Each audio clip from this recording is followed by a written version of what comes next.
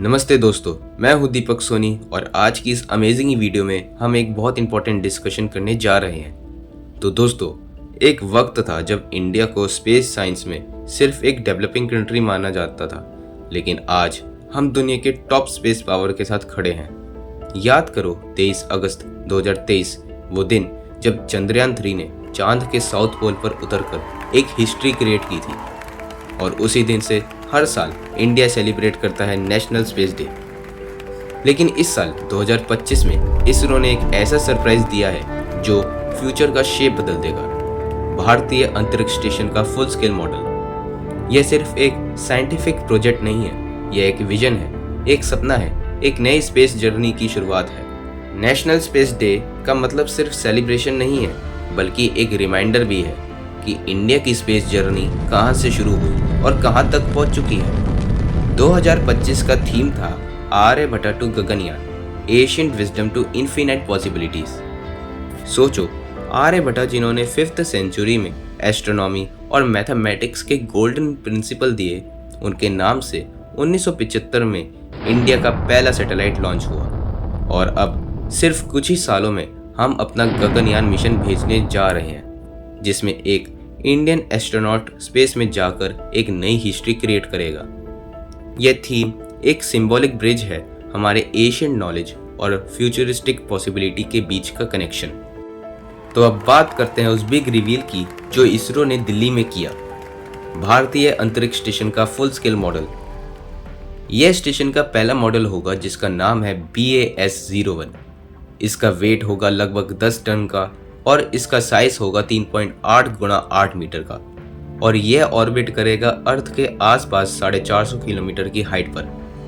वही जगह जहां से एस्ट्रोनॉट अर्थ को एक ब्लू मार्बल की तरह देखते हैं। और सबसे एक्साइटिंग चीज, यह सिर्फ एक मॉड्यूल नहीं है, बल्कि एक 5 मॉड्यूल स्टेशन होगा जो 2035 तक कंप्लीट हो जाएगा। मतलब धीरे धीरे एक छोटी सी ऑर्बिटल लैब एक्सपैंड होकर एक बड़ा स्पेस स्टेशन बनने जा रही है, जिसमें एस्ट्रोनॉट रहेंगे, रिसर्च करेंगे और नए एक्सपेरिमेंट करेंगे। और फ्यूचर में, जी हाँ, स्पेस टूरिज्म में भी पॉसिबल हो सकता है। इमेजिन करो, एक दिन आप और मैं टिकट बुक करके इस स्टेशन का टूर कर सकेंगे।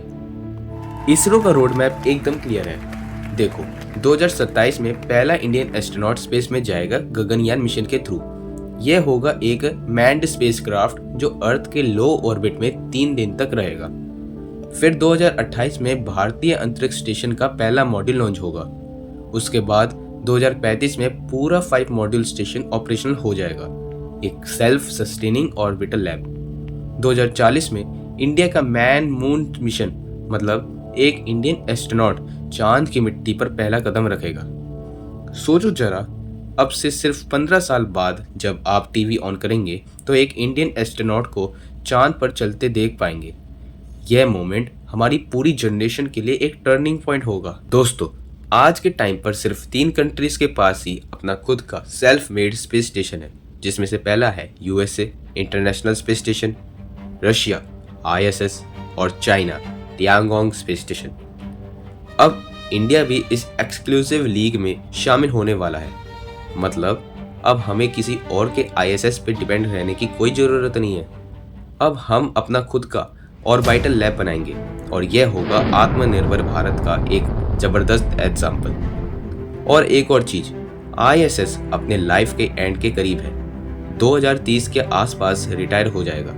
उसके बाद अगर कोई नए स्पेस स्टेशन होगा तो उसमें से एक होगा भारतीय अंतरिक्ष स्टेशन।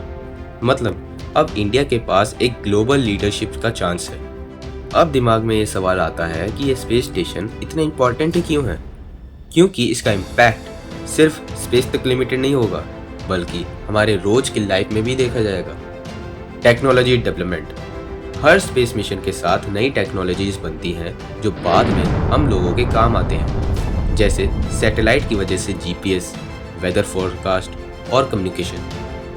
यूथ इंस्पिरेशन, इमेजिन करो कितने और स्टूडेंट्स और यंग साइंटिस्ट इंस्पायर होंगे इस प्रोजेक्ट को देखकर। इंडिया के 1000 स्टूडेंट स्टेम फील्ड को चूज करेंगे। इंटरनेशनल कोलैबोरेशन, जब इंडिया का स्टेशन बन जाएगा तो दूसरे देश भी अपने एक्सपेरिमेंट यहाँ भेजना चाहेंगे। मतलब इंडिया एक हब बन जाएगा स्पेस रिसर्च में। Future of tourism. और हाँ, कल को अगर स्पेस टूरिज्म स्टार्ट होता है तो इंडिया भी इस रेस में पीछे नहीं होगा। एक दिन हम और आप भी एक शॉर्ट ट्रिप स्पेस में कर पाएंगे। पीएम मोदी ने कहा कि स्पेस टेक्नोलॉजी सिर्फ साइंस के लिए नहीं है बल्कि देश के डेवलपमेंट के लिए भी जरूरी है, चाहे वो फिर एग्रीकल्चर हो, कम्युनिकेशन हो या फिर डिजास्टर मैनेजमेंट। इसरो के चेयरमैन एस सोमनाथ ने भी कहा कि यह अंतरिक्ष स्टेशन हमारे यूथ को इंस्पायर करेगा और नए इनोवेशन को जन्म देगा।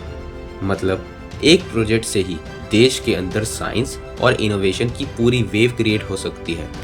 तो दोस्तों, यह था इंडिया का स्पेस रोड मैप।